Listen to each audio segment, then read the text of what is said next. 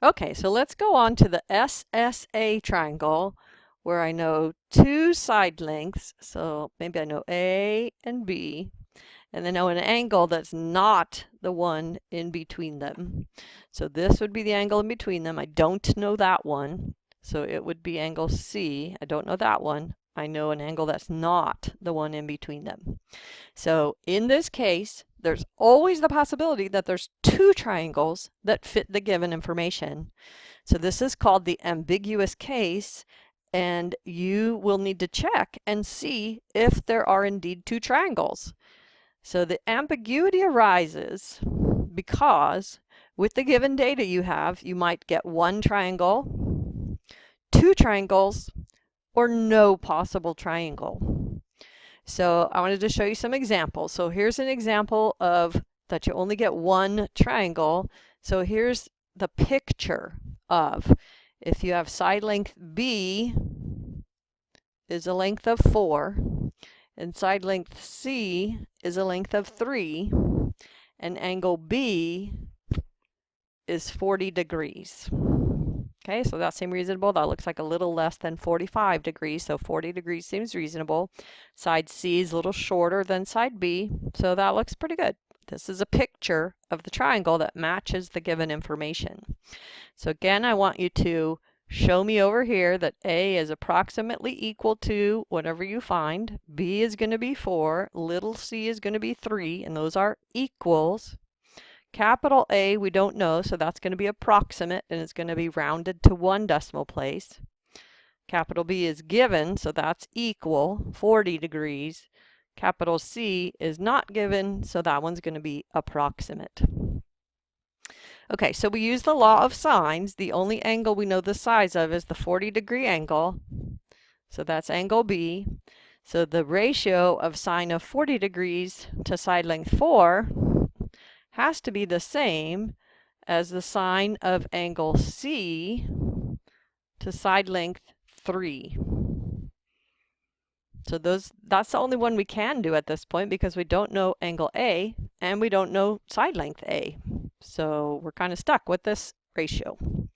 So cross multiplying, we get that 3 times the sine of 40 degrees equals 4 times the sine of C.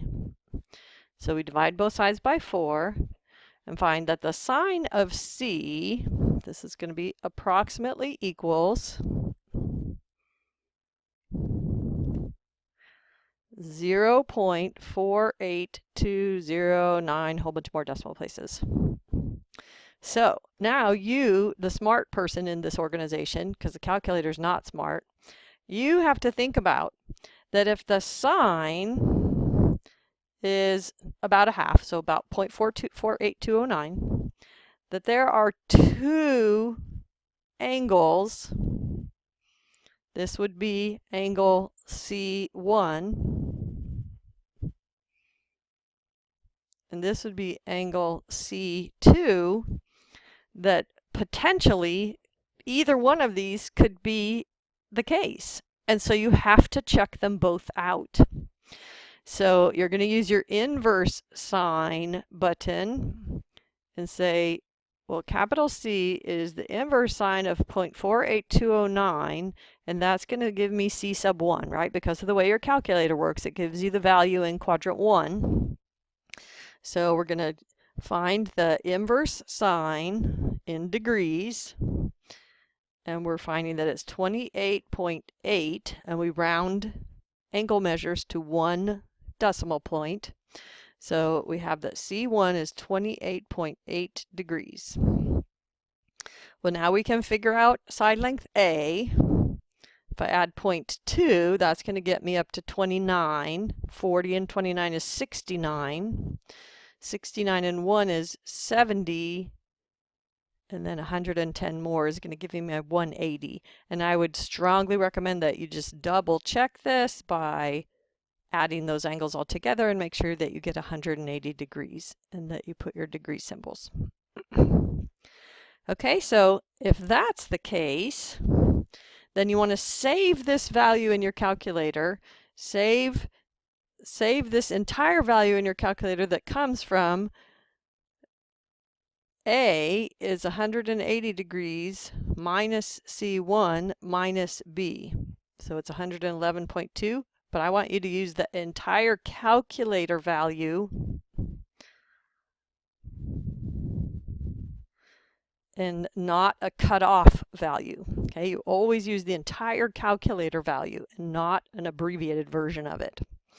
So now we're going to say that the sine of A is to side length little a, as always use the given equal values rather than your calculated values. So we're going to say that 4 times the sine of A equals little a side length times the sine of 40 degrees. And we're solving for little a, so we're going to divide both sides by the sine of 40 degrees. So we're going to get that little a approximately equals. So I'm going to do the sine of the a times 4 divided by the sine of 40 degrees, and I get that little a is about 5.80 rounded to 2 decimal places. So I get 5.80 rounded to 2 decimal places, and that seems very reasonable looking at my picture. Okay, so the other thing we have to look at is, could we have C2 as the angle instead? So you have to think about that C1 is the reference angle. And if you want to know C2, it's going to equal 180 degrees minus the reference angle. You see that? 180 degrees minus the reference angle.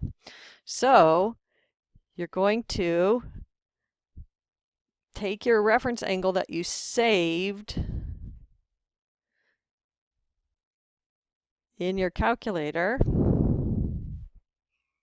Only I didn't, so give me a second.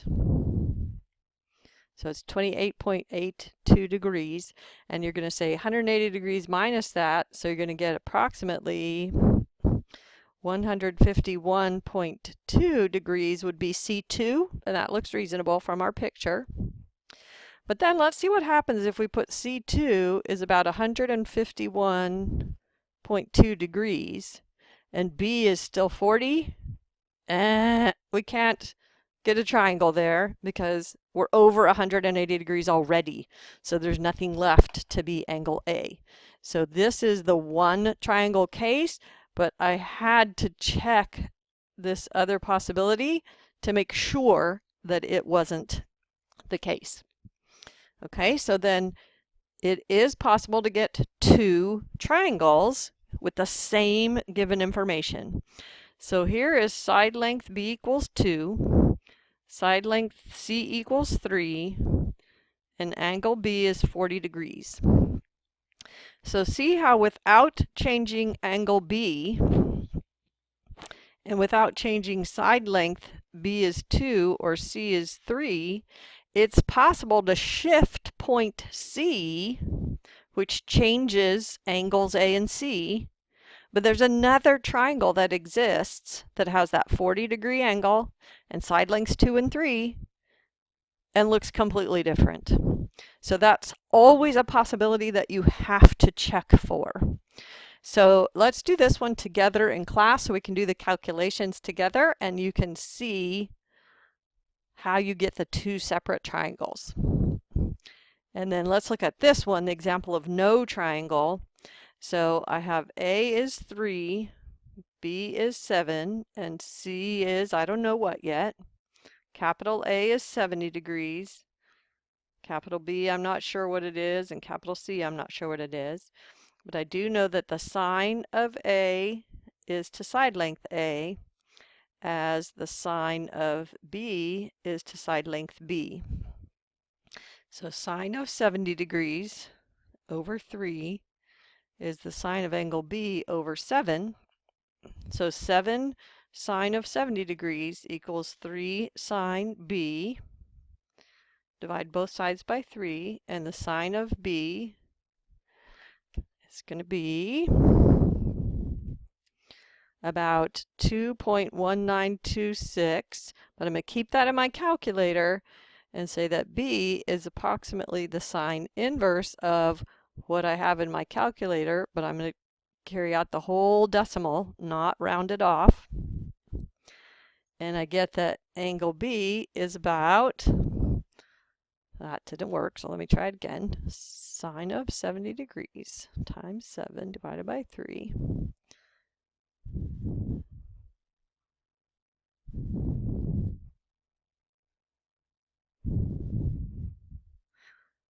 Well, this is a problem. Do you see what the problem is? Oh, my calculator can't figure this out. This doesn't exist. We can't find a B that has a sine bigger than 2. That's never going to happen.